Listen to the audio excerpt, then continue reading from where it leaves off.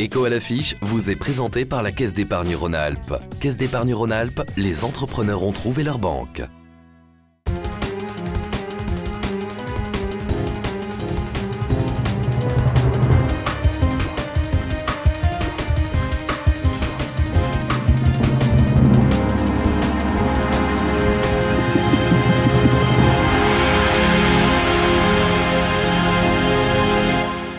L'Europe au centre de profondes turbulences économiques. Et voilà, l'euro, en place depuis une dizaine d'années, fragilisé, remis en cause par certains politiciens ou économistes.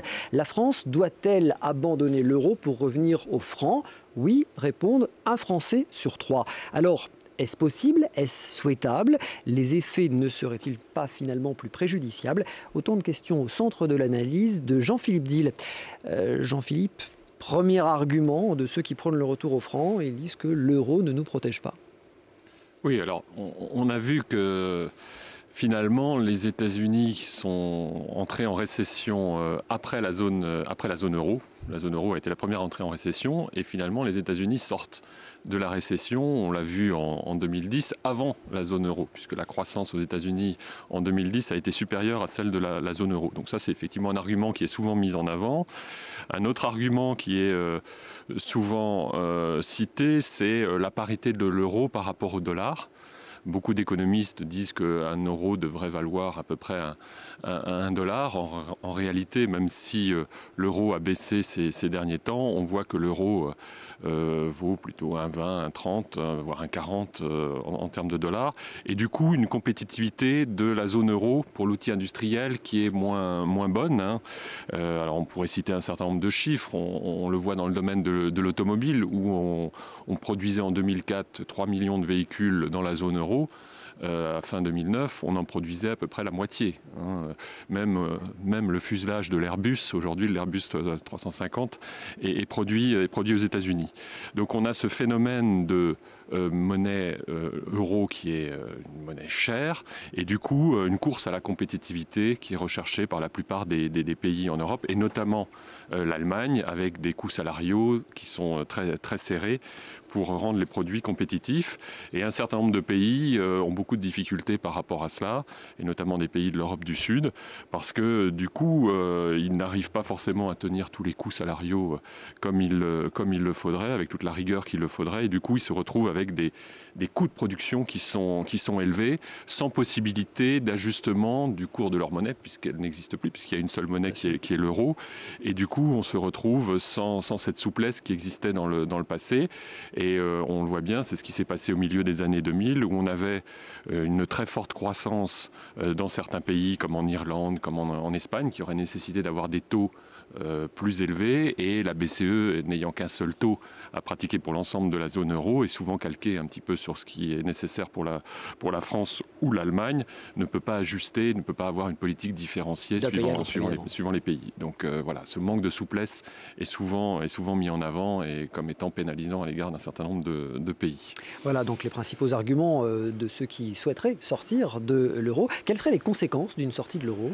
Alors, c'est un peu le chaos économique. C'est un scénario qui n'est pas prévu, la sortie d'un pays en termes de zone euro.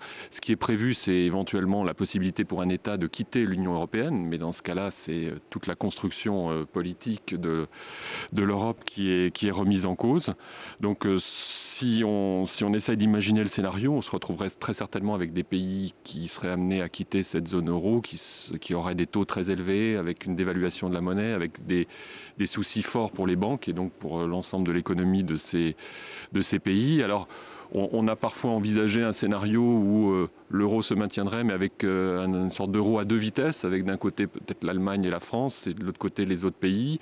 Mais en réalité, ce sont des scénarios qui ne tiennent pas bien la route parce que les économies sont très imbriquées. Si aujourd'hui, l'Allemagne et la France ont prêté plus de 1000 milliards d'euros aux pays qu'on appelle les PIG, Portugal, Irlande, Italie, Espagne et Grèce.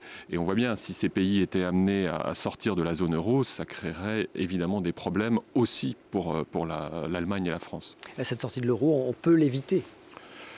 Oui, alors il y a un certain nombre d'outils qui sont souvent évoqués aujourd'hui, et notamment ces fameux Eurobonds, ces sortes d'obligations qui seraient émises par l'Union européenne. L'Union européenne a cette caractéristique d'être un organisme souverain et sans doute le seul dans le monde qui n'a pas émis de dette. Donc on se dit, ça serait bien de pouvoir avoir là une émission de dette au niveau de l'Europe, ce qui serait sans doute un bon outil, à condition que cette dette elle soit bien utilisée, soit pour des infrastructures, soit pour reprendre une partie de la dette des différents États, soit pour créer aussi un budget au niveau de l'Europe destiné à pouvoir accompagner de manière différenciée les différents États de l'Europe en fonction de leur situation conjoncturelle, un peu comme d'ailleurs ça se fait aux États-Unis.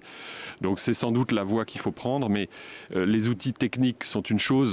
Ce qu'il faut véritablement construire, c'est l'Europe politique, économique, et politique, sociale, fiscale, parce que finalement l'euro, lorsqu'il a été créé il y a une dizaine d'années, était surtout un acte politique.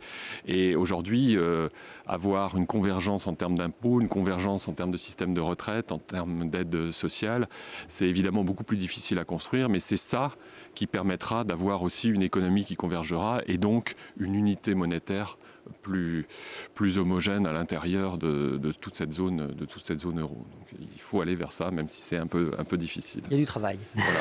C'est qui tout double en tout cas. Merci beaucoup Jean-Philippe Diehl pour ces éclairages.